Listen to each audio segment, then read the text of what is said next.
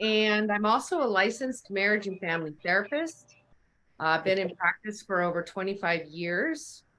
And I work with families. I previously had worked in schools doing early intervention for children K through 6 primarily, and really enjoy the work I do both as a faculty member and a therapist.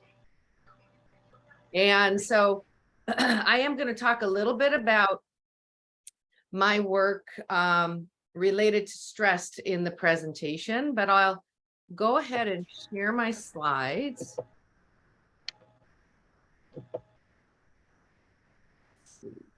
So of course, because I'm an educator, I have slides, which hopefully we can also have time for questions and any comments that folks have. And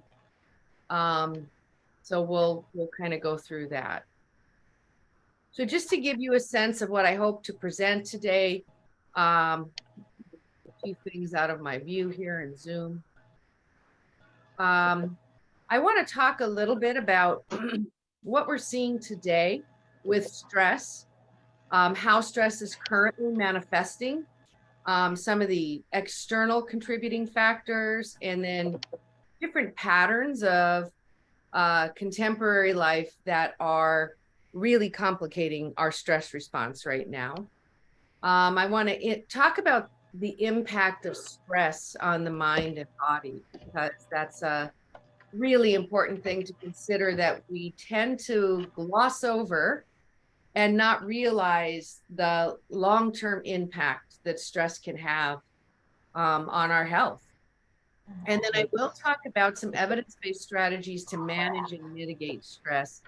And one of the things that I want to say is these evidence-based strategies are going to seem extremely basic, and yet over decades they are proven, and the evidence just keeps coming in terms of new research that we're looking at and why it's so helpful to do some of these things. So just a little more about me. As I said, I'm an educator, a licensed therapist. I'm also a parent, a spouse, a daughter, a friend. I've been in a caregiving capacity in my life, including that experience of feeling sandwiched between two generations that I'm caring for simultaneously.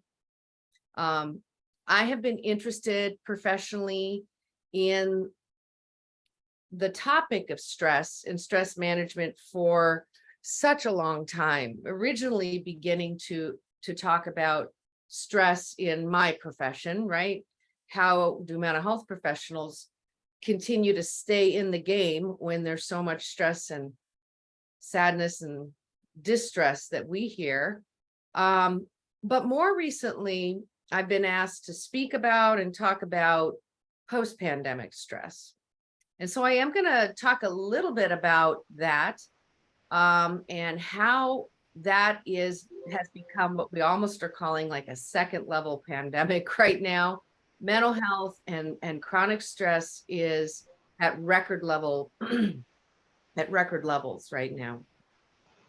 My private practice, which I do have, this isn't all about me, I promise I'll be moving on here, has focused predominantly on working with medical professionals who refer patients to me who are having stress-related medical issues. So whether it's high blood pressure, whether it is feelings of, depression or anxiety, that is a result of different stressors. This is something I've been working in clinically. And then personally, I have my own journey with stress, which has been, so I'll be speaking a little bit from the universal we, that we all experience this. Nobody is immune from the stress response.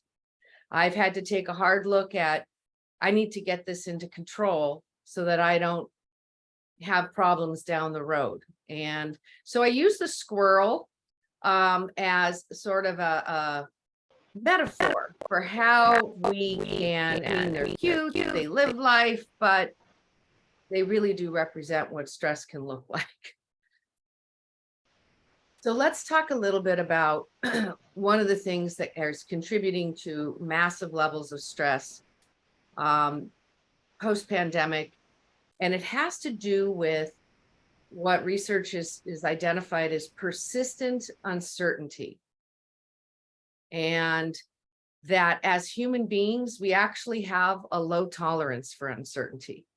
We like things to be sort of clear and certain to some extent because it helps us feel safe. And talk about that a little bit moving forward and how that can actually contribute to the stress response.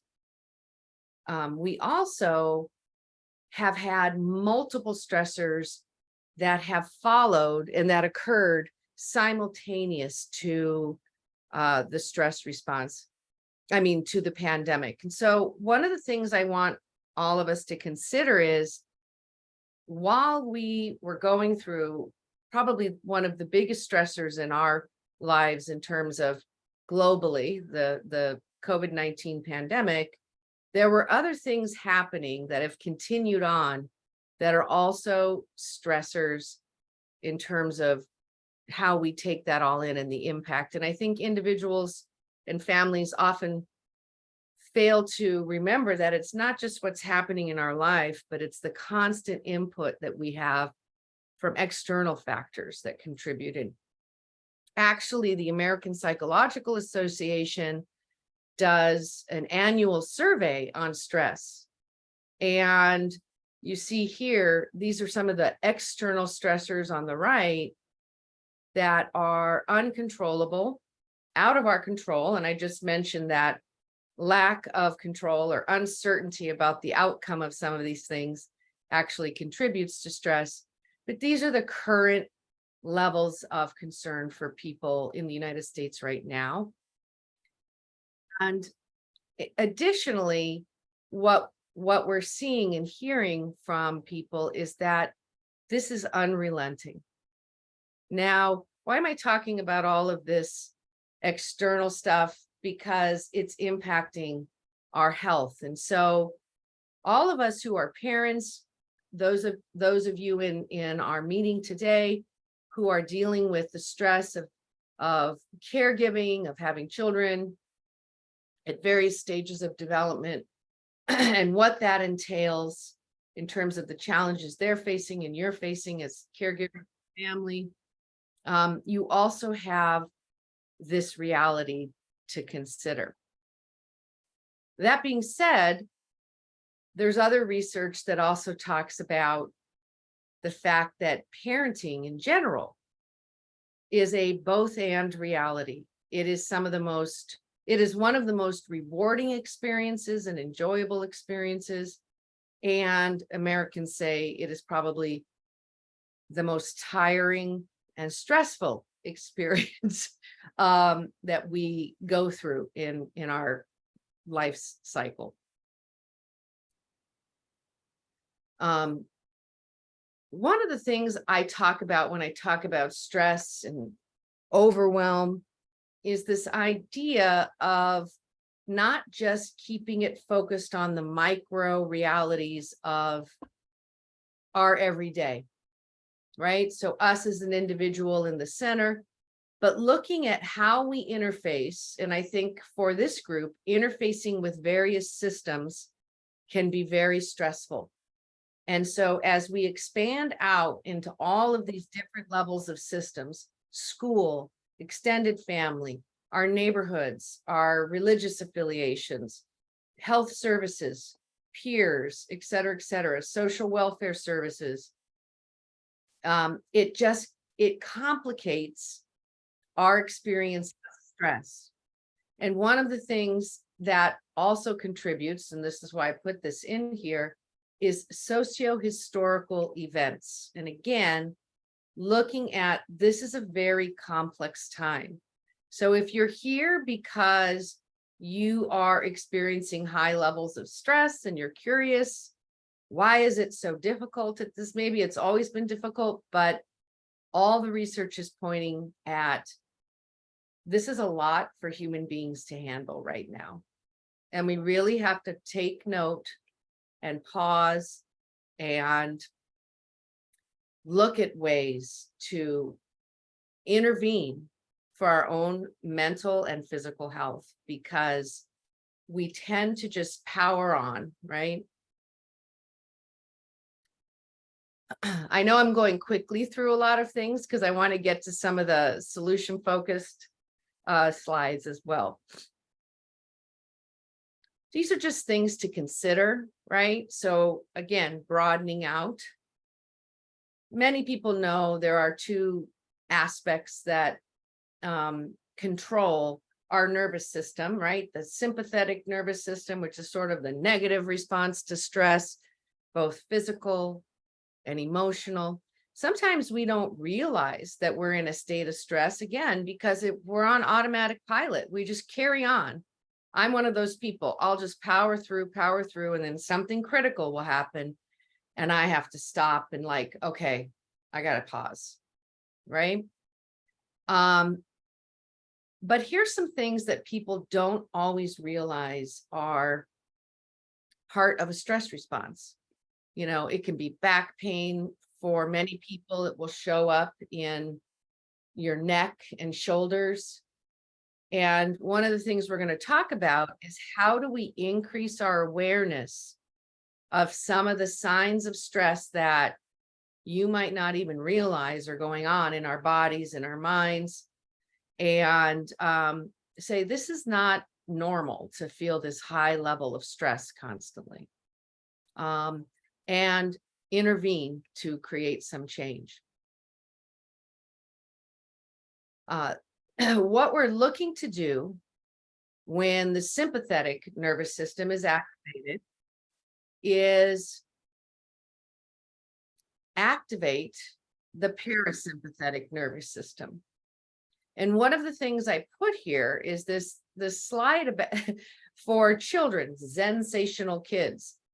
In my work, when I'm working with parents who are dealing with stress, high levels of stress that are affecting them, that are affecting their parenting, their health, etc., is I talk about how is it affecting, do you think, your kids?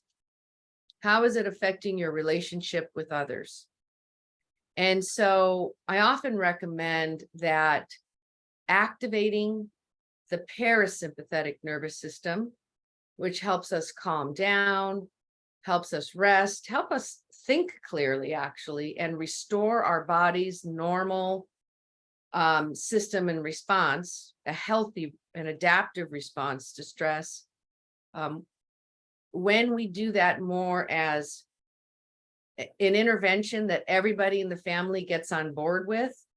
So that's why I have this little slide here, and it sort of looks like two kids, right?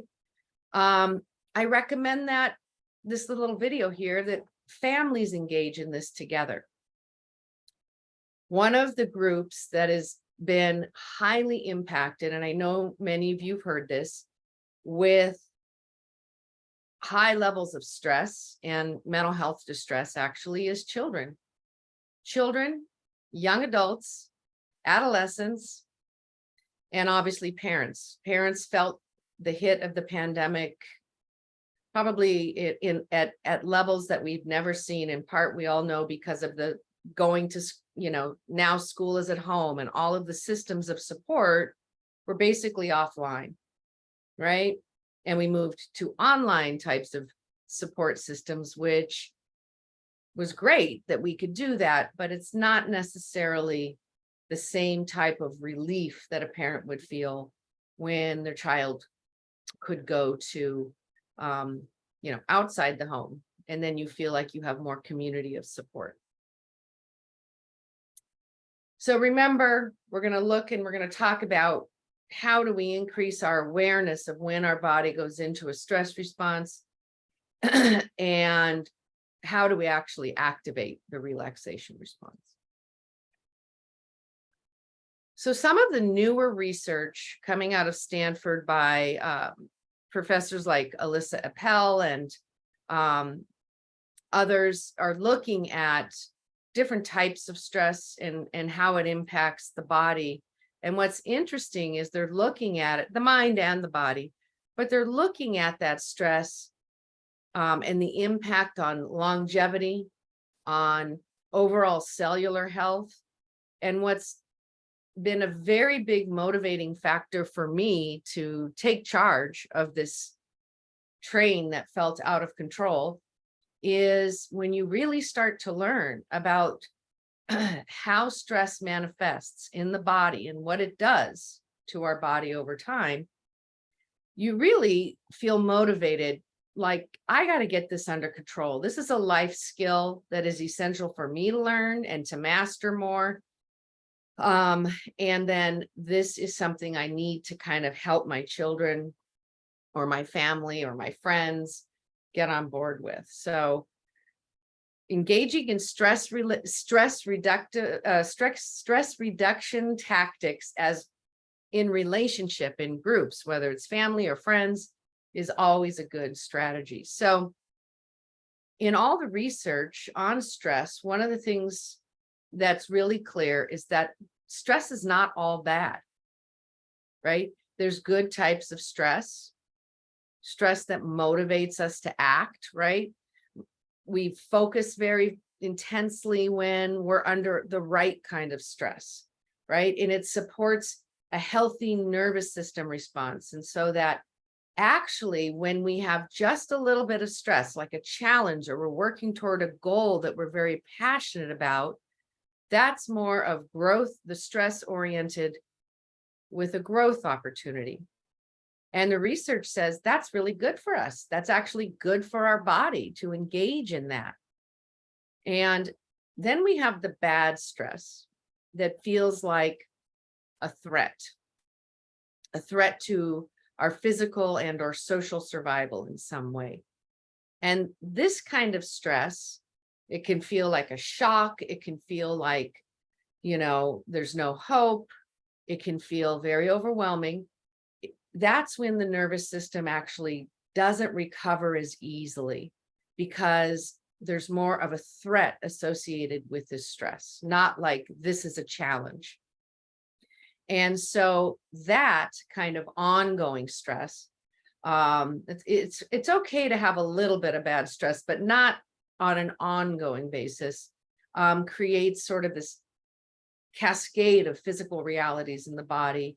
Hormonal changes, we all know, like our adrenal glands can actually get burned out. We are living in such a high level of cortisol running through our bodies that damage, and I don't mean to say all this to be frightening folks, obviously, but it's just to sort of say we really need to take a look at stress and how we're managing it.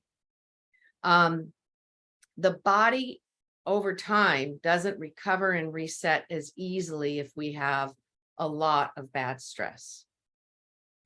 And so acute stress and then chronic stress, again, acute stress incidents, right?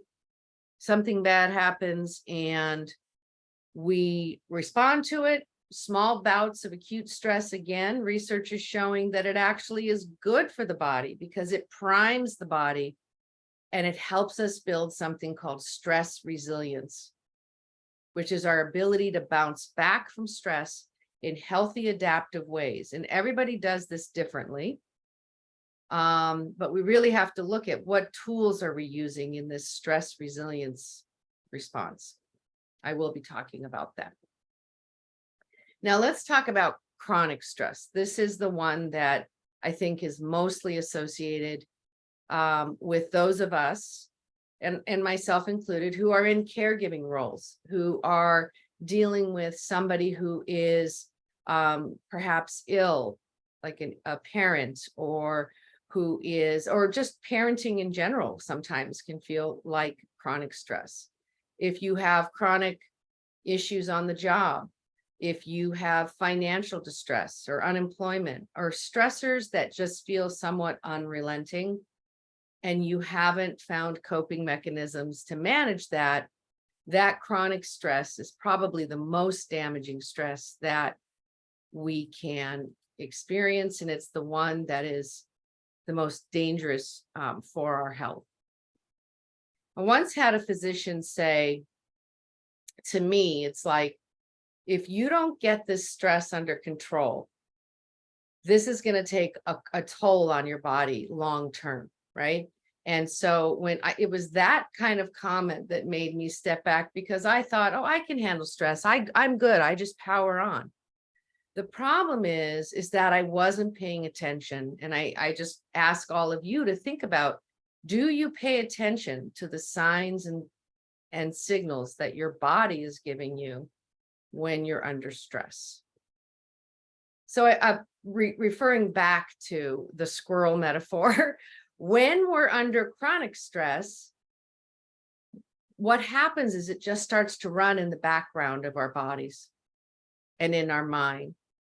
And so we have sort of this appearance of being cool as a cucumber on the surface, but on the inside, this is sort of a funny metaphor, we're like a squirrel in traffic. We're just constantly feeling revved up, right? So we're constantly in a state of feeling overwhelmed and carrying on, which just then compounds the stress. So one of the things that happens when we get in prolonged body activation, let's say, is that, as I've said, there's a risk for developing mental and physical issues. Sometimes we can even tune out and become sort of numb to everything. And what happens then is we tend to be disengaged from life. One of the challenges with this is that we're failing to really enjoy life in a way that we once did. And so we have to find ways to kind of regulate, bring ourselves back into the present, and look at, what can I appreciate? What can I feel good about in this present moment? Some of the other research associated with chronic stress has to do with this idea of overwhelm on the body, overwhelm on our senses. And this is just a great graphic to give us an idea of like the overall impact. And it's got a lot of different things here to represent the impact. And at some point I will share my slides. You're welcome to take a look at this and see if you find yourself anywhere. I mean, chronic exhaustion, which is a real thing, because maybe we're not getting enough sleep or we have too much on our plate, but it can also be a symptom of our body's inability to rebound. So before I go on, I was just going to ask, I'm going to stop for just a minute because I feel like I'm talking a lot, and see if people relate to any of the things that, and you can either put something in the chat or you can ask me a question, any thoughts you have about sort of this onslaught of stressors that, and the impact of that.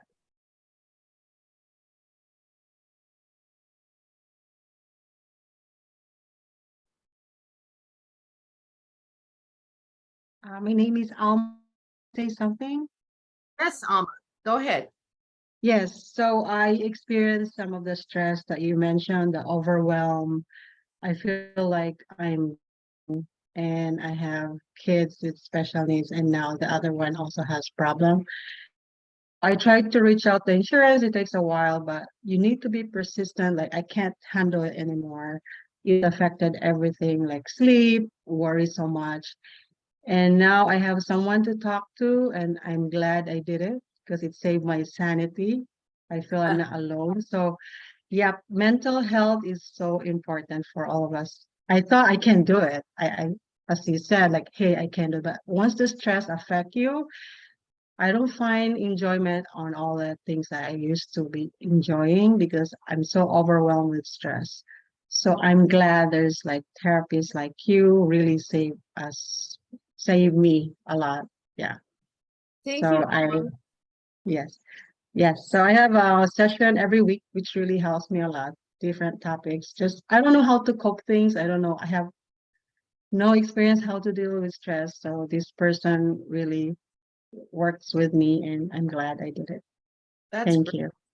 Yeah. Thank you for sharing. I think you really bring up a good point is don't try to go it alone and just power through. Sometimes a group, sometimes friends, but sometimes we need to reach out to a really objective professional who isn't a part of our immediate circle, and feel free to just say what we need to say and talk about what we need to talk about. And so I'm glad you're finding that helpful. Yeah. Any other thoughts or comments about just the impact of stress on your, and what maybe what called you to come here today to this training?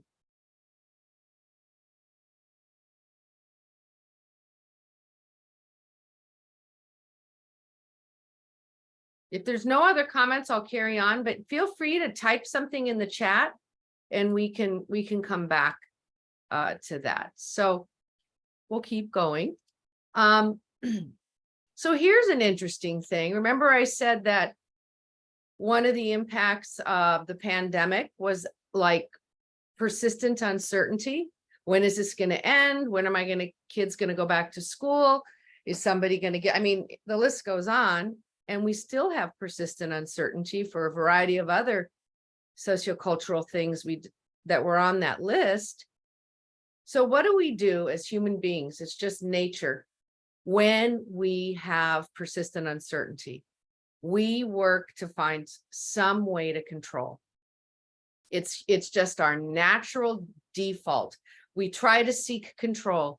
We try to see, oh my God, what can I do? Right? I've had parents dealing with critical, life-threatening illnesses, and I would engage in this effort to try to control the outcome or do something. And when I realized there are limits to what I can do, right? It was helpful, but it's actually a mistaken belief to think that control brings some sort of relief. It doesn't. It doesn't actually influence the outcome. It actually often does more harm. And when we hold on to the need to control the outcome, right? What research is now finding is that it intensifies our stress. And it adds to something called our perceived burden, because we are literally walking in circles trying to do something that we don't really have control over. So control can give us a feeling of, we think that it's a double-edged sword, right? But control, when we really do have control over something, can give us a feeling of power instead of powerlessness. And it can drive down stress and drive down anxiety when we actually have some influence. But when we try to control the uncontrollable, research done by Elissa Appel and others is finding that it actually does the opposite. It creates greater stress in a person's mind and body in very harmful ways, right? So we're going to talk about how do we identify what are the things that we can't control. And by the way, this is just automatic human nature. So there's a great podcast by Elissa Appel has. It's very long, so I don't share it, but she tells a story about when she says, when I realized that I just needed to let go of the rope because I was trying to pull like something that was like way too big for me to pull and control. Right? It's like trying to move a brick wall when you don't have the capacity to actually move a brick wall. So things we can't control. We can't control the future or the past, right? We can't control the outcome. We can't really control somebody else. We can influence by the way we might interact with somebody, but we really can't control someone else. And we can't control time. We can just figure out how to navigate these things. What often causes a lot of distress is ruminating thoughts about either the past or the future. That's an effort to control. So people who struggle with a lot of stress or anxiety are often engaging in a thought pattern that just keeps repeating, and worrying. And it does this thing where it just keeps you in the stress response. And sometimes we don't even realize that we're doing it. It's something that we call the default mode. I'm going to talk about that in a minute. But one of the things that you have to first do is recognize that you're doing it. And because it's an automatic response, one of the things I recommend to my clients is to say, please give yourself some self-compassion, right? Think about this. When somebody is yelling at you, okay, think of a time when somebody was in high conflict with you or yelling at you, or when we yell at other people, typically what that does is it shuts us down and we go into this fight or flight mode. When someone comes at you with a more understanding and encouraging and nurturing sort of response, even though they might be frustrated, you can actually hear, you can shift gears, you can make a change. So when you notice yourself trying to engage in that control, simply in a very gentle and kind way, use an internal sort of voice to say, let go of the rope. Just let go. You can't control this.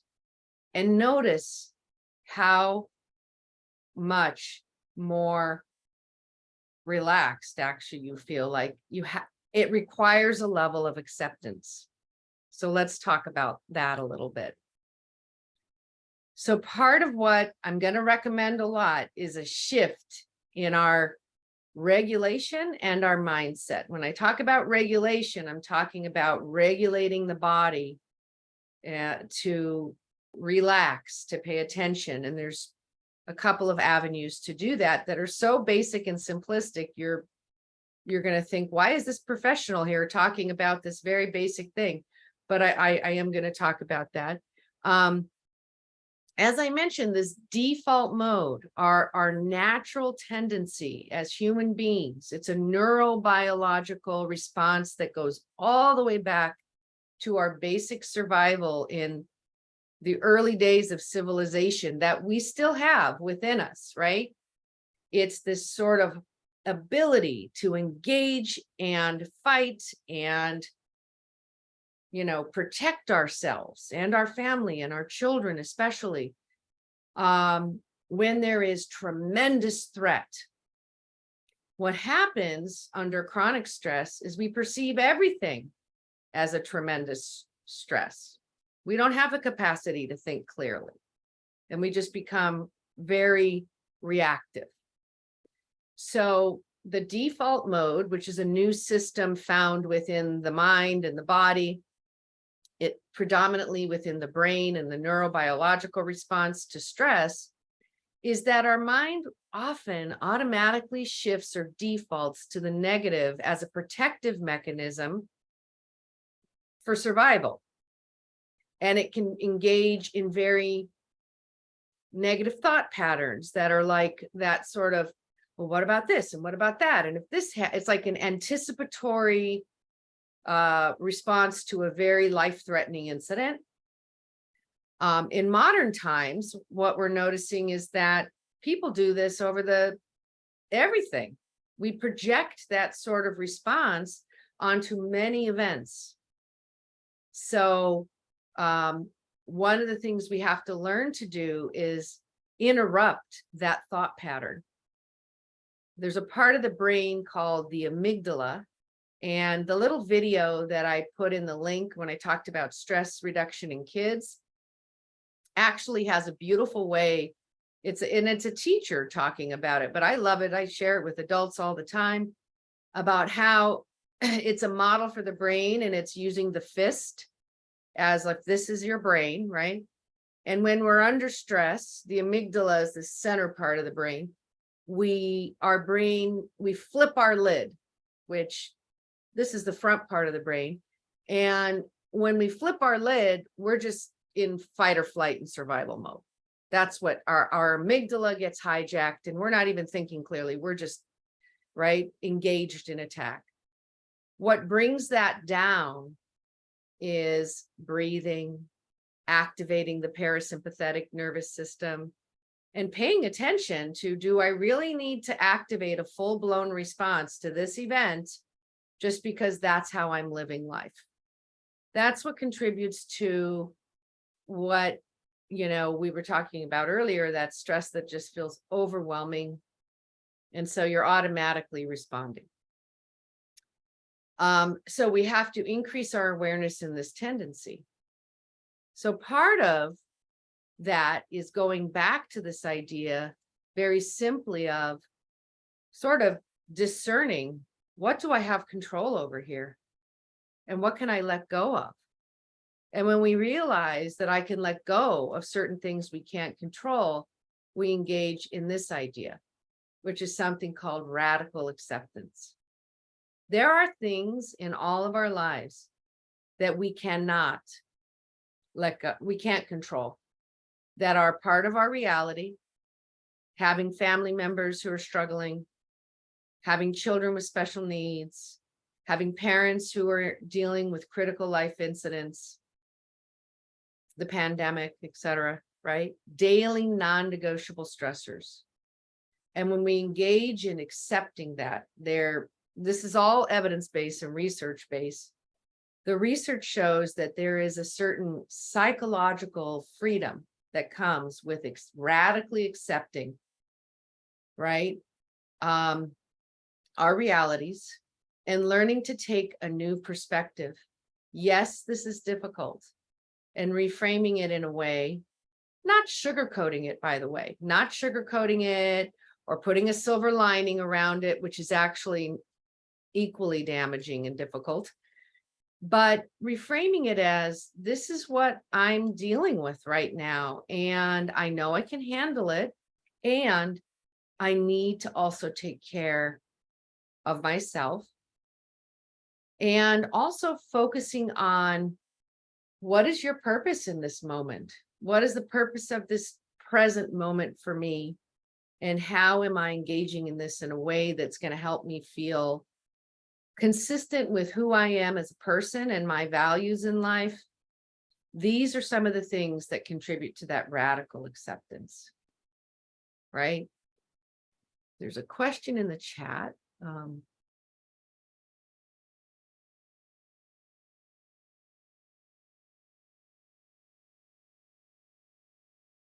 Okay, I can answer that question in a bit.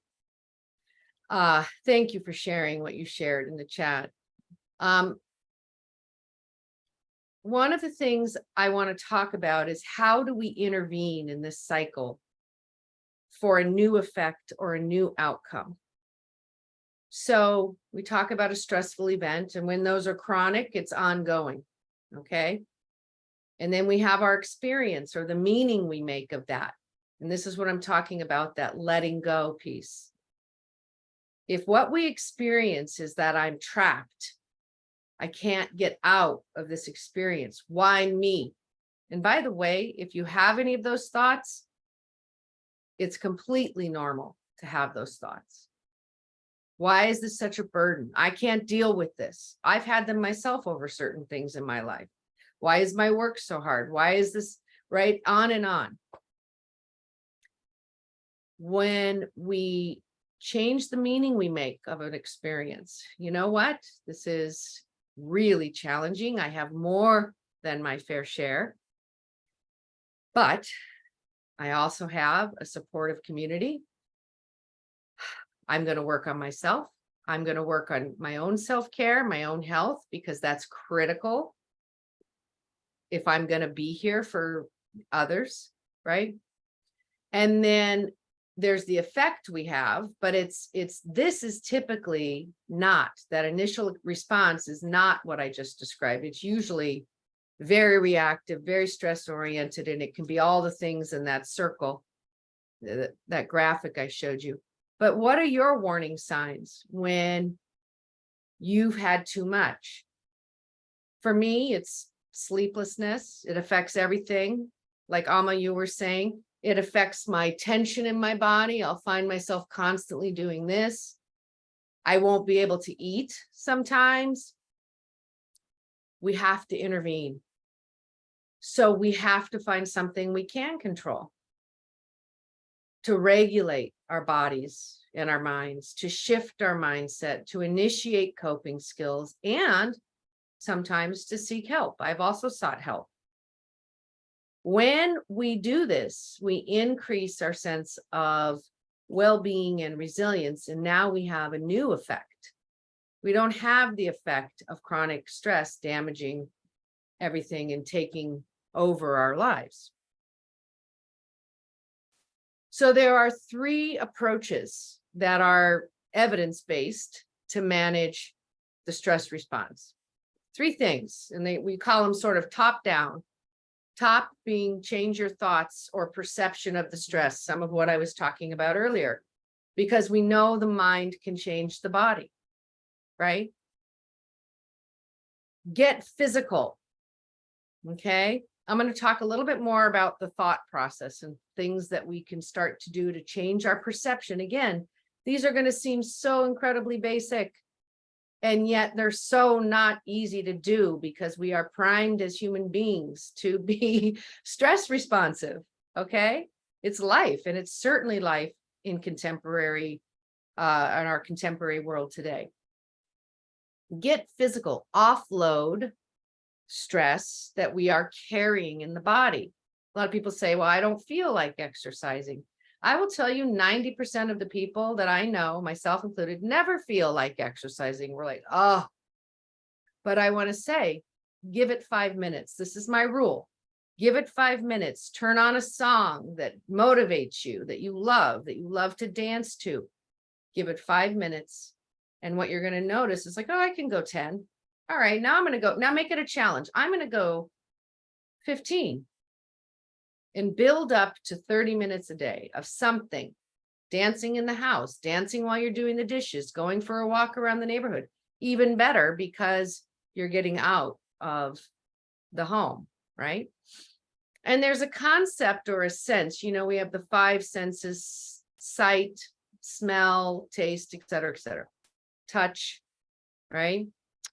And our children who are dealing with special needs often will have interesting and different, diverse experiences with their senses, their bodily senses, and especially touch and tactile defensiveness and different types of experiences.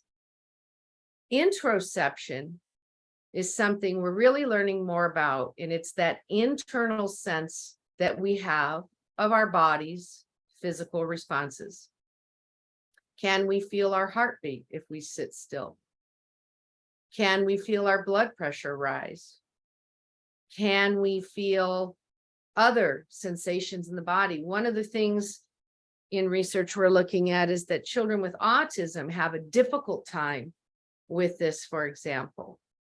But I want to challenge us all to start to pay attention to our interoception of our own internal states, because they're warning signs. And what we know, if we can change our physical reactivity to stress, that actually can change the mind. So 30 minutes, even 10 minutes, start small. 15 minutes, you see how I keep building it up, of exercise, and I mean engaged exercise, to offload the physical reactivity of stress, actually is also very, very much an evidence-based intervention. So it can be exercise. It can also be breathing. That's a physical thing that we can do to activate the relaxation response. Third, change the scene. Remove yourself from a stressful situation. And many of you are probably like laughing, like, this person doesn't understand my life. No, many of us cannot remove ourselves. I get it. But here's what we know. When we can change the scene, get up. If you're engaged in a stressful moment, just simply getting up and walking outside changes the scene. Remove yourself from a stressful situation. If you can get away, even better. If you can go outside, there's a lot of evidence around how nature and exposure to nature actually helps regulate the nervous system. Not necessarily in this heat, but it does help. So the environment that we live in can actually change our stress response. So one of the strategies that is often discussed is have a small little corner in your home, in your living space, that is for you, where there's some identifying marker, a photograph of someone who you find comforts you. For me, it's like my grandmother, my parents, my family, or a friend, or somebody who brings me peace. So actually a photograph, not on your phone, an actual photograph, things that are calming to you. It could be, somewhere in your house if you can, or in your home. So here are some other things that you can look at. I've kind of already talked a little bit about this, but what we really are working toward is something called building stress resilience. We've got to look at this as a critical requirement right now for our own health. We have to learn to build stress resilience. That means our ability to respond to stress. So I've talked about our mindset. So acknowledge the meaning of this stressful situation and view it in a bigger context, right? Don't just say, what's wrong with me? Why am I so? Hey, we are all going through. This is an epidemic right now. And for those of you who are dealing with family-related issues, parenting issues, your children's issues, that's going to compound it and make it so much more complex. Hold a present-oriented mindset in times of distress. So don't fast forward, as I said, we can't control that. Don't ruminate on the past. Why didn't I do this? What's wrong with me? Why didn't I? Because that's useless and a waste of time, actually, and doesn't help us typically. Hold a present-oriented mindset in times of distress. Say to yourself, this is something I say, take stock, look around. In this present moment, I am safe. I am okay. If you're not, get help. Find a way to be safe. Do what needs to happen, right? Call somebody, reach out, but be careful that your mindset isn't moving to an automatic stress response. Take stock in the present moment. Physical, I talked about exercise, but there's evidence that talks now about the importance of breath work. And physicians are actually recommending patients to engage. Cardiologists are recommending, internists are recommending breath work. What does that mean? It means keeping your breath regulated in a way, because our breathing is the only part of the nervous system that we actually have control over. Everything else is sort of automatic. But when we use breath work to activate the parasympathetic nervous system or the relaxation response, we can lower our blood pressure. By the way, I make this all sound so easy. It's not easy. It's a muscle we all have to build because this is not normal to us. We are learning that we have to make this something that's like a life skill. So let me give you the formula, and I have a little video at the end, and I will share these slides so you can have them. We breathe in for like 4 seconds or so. Like, we hold it. When we breathe in, we want to expand our abdomen and try to lower our breathing from chest breathing, or because when we're under stress, we actually hold our breath, which keeps us stressed, right? So holding our breath is part of a stress response. That's usually one of the first indicators of a physical response to stress. So you want to find a way to sit down, expand the abdomen, inhale for 4, and try to hold it for, if you can, like 6, maybe even 7 seconds.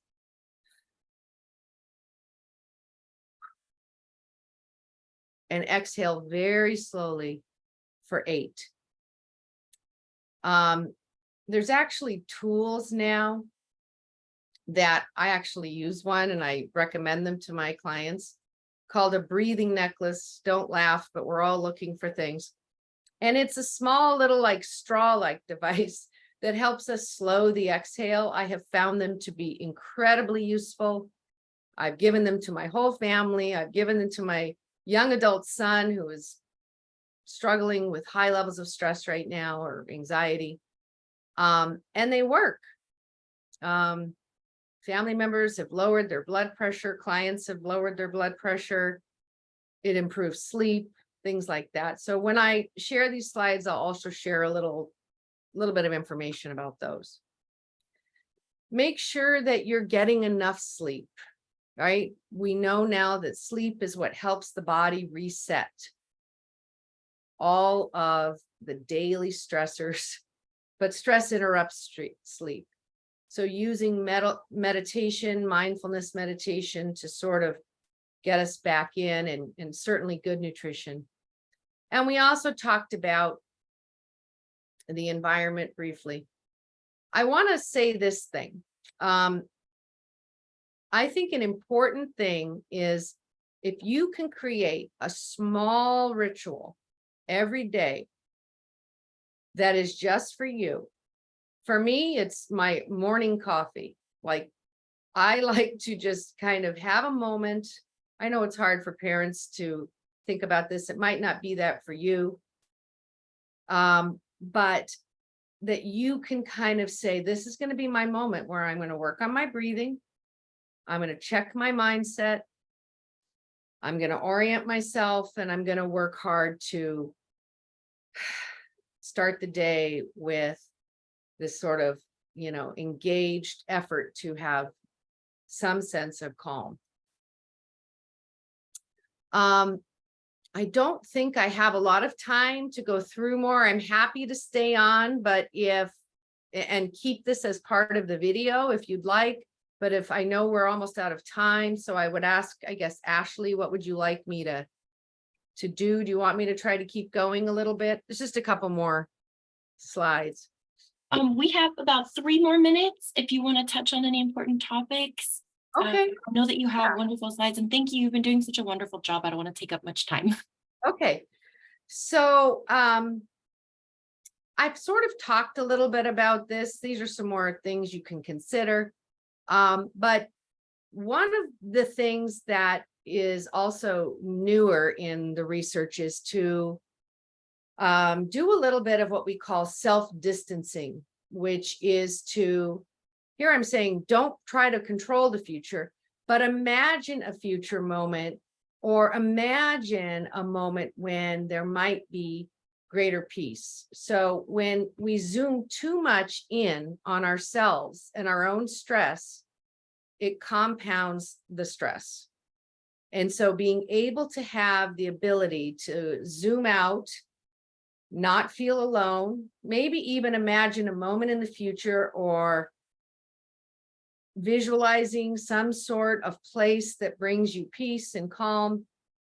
Those are actually really helpful tools. And then this concept of what we call psychological flexibility, or multiplicity of mind, that we have to see ourselves, as having the ability to achieve our goals. And even if the goal is getting through a day, or to have more of a growth and challenge mindset versus a burden and stress oriented mindset, but also knowing when we need to ask for help. So when does something reach a crisis level, and to anticipate that we're not going to do this perfectly. And like I already talked about, have some self-compassion.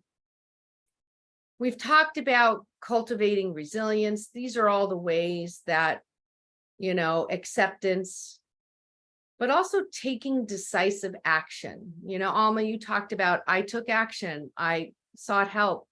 I think that it's important to realize that, right, we can often get so focused in on just the stress that is our life, we fail to expand and create opportunity outside of that stress. And stress resilience includes all of these things. Deborah, Yes. I just got the green light from Sandra that if you have time to continue, we would absolutely love it. Okay, I'm happy to just kind of close out a few other things. I like to give this because different things resonate with different people. So I included it all, but It's great. Thank you. you're welcome. So just to talk a little bit about cultivating resilience, that resilience is actually our ability to bounce back. And one of the things that sometimes when we're under stress is we default to maladaptive ways of coping. We might, overeat, drink too much, zone out on television, which, by the way, is not a terrible thing, because there's something to be said for being distracted with a little fun entertainment. Absolutely okay. But if that's like all you're doing, and then I would say, what are you doing to cultivate resilience? So we have to look at adaptive ways to manage our stress response. And so really having a positive view of yourself, give yourself a pat on the back. I'm doing the best I can. I feel good about myself. What I'm doing in this present moment is meaningful to me. I'm making a difference. I always want to encourage people I'm working with, whether it's my students or my clients or my friends or myself, try to have some other activity that is a goal for you, so that you don't feel like your life is completely about whatever the stress orientation is. That can be making connections with friends. That can be a hobby or meaningful work or community work. And then also the idea of acceptance, as I accept that change is part of life and something we often can't control.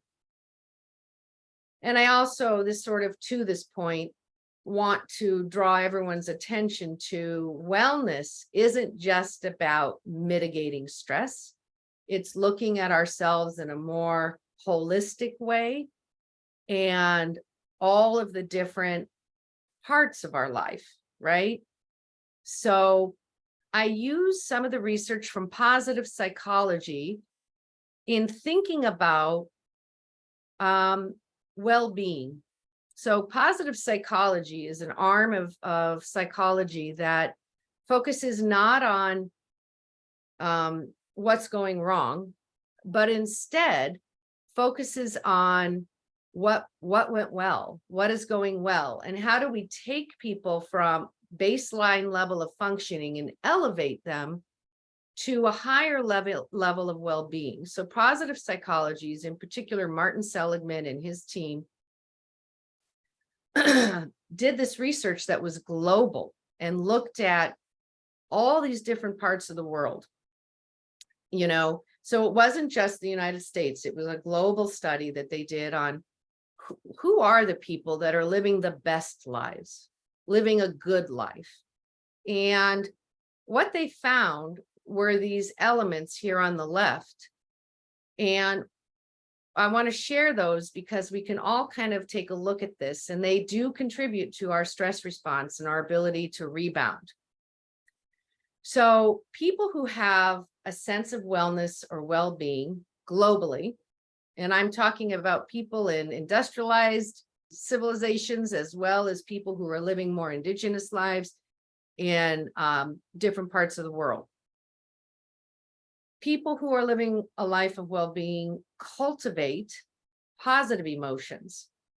So they don't just try to push off the depression or the stress or the anxiety, but they intentionally work on contentment. How can I feel a sense of contentment? So by the way, feeling happy and joyful isn't necessarily the goal always. Sometimes just feeling a sense of contentment. That's where that daily ritual comes in, where we feel in this present moment, I am okay. And if we can engage in positive emotions, contentment is the goal there, I would say, and joy or fun or laughter, right? Appreciating what is going well in your life. Looking at your family, going, look at this, look at what we have. Even though there's stress, like small moments of goodness. Engagement, that when we have something that we feel engaged in, and it can be parenting, it can be our work, it can be meaningful work in some way, it could be gardening. Maybe you integrate that getting away or that environment. I'm gonna like create a little herb garden, and this is the thing I'm gonna do.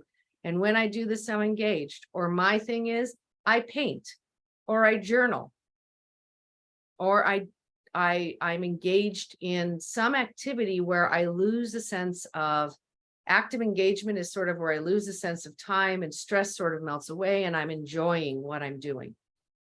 Relationships, having healthy relationships. If we are living in a state of constant conflict with the people around us, that contributes obviously to a stress response, and we need to cultivate healthy relationships. We also need to have people in our lives that add to that. So it shouldn't all be on you.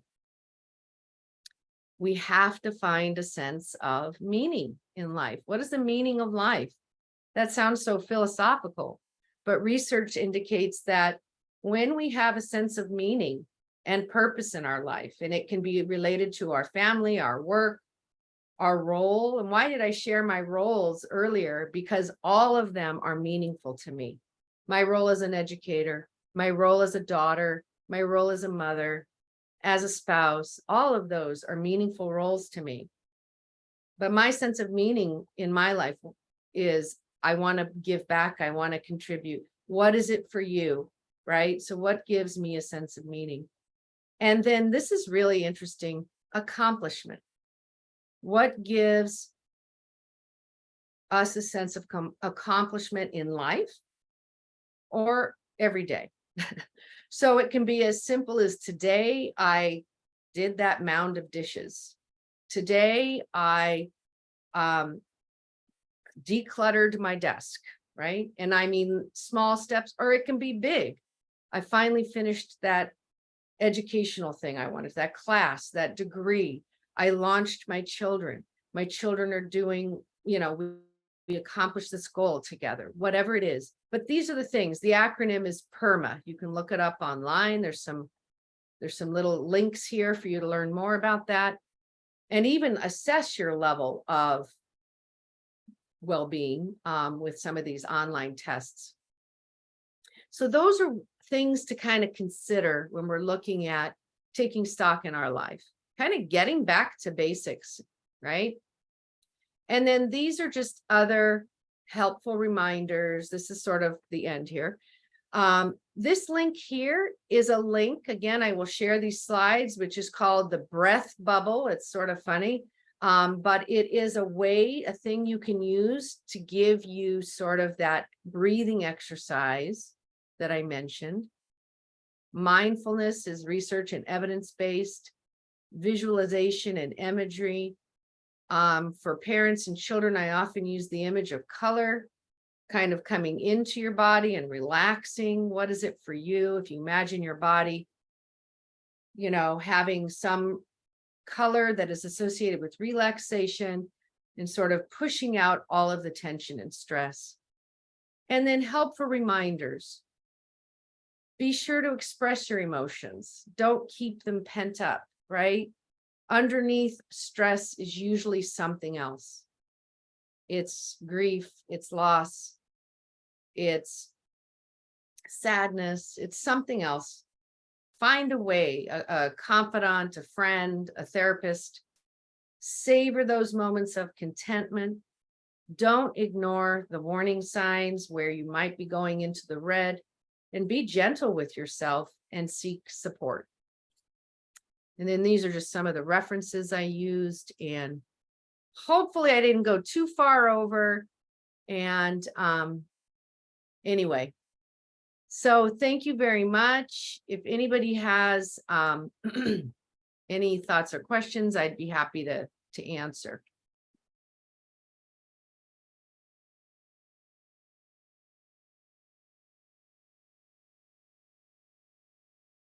I see the comment here from it's SK. I'm not sure if SK is still, yeah, it looks like SK is still here.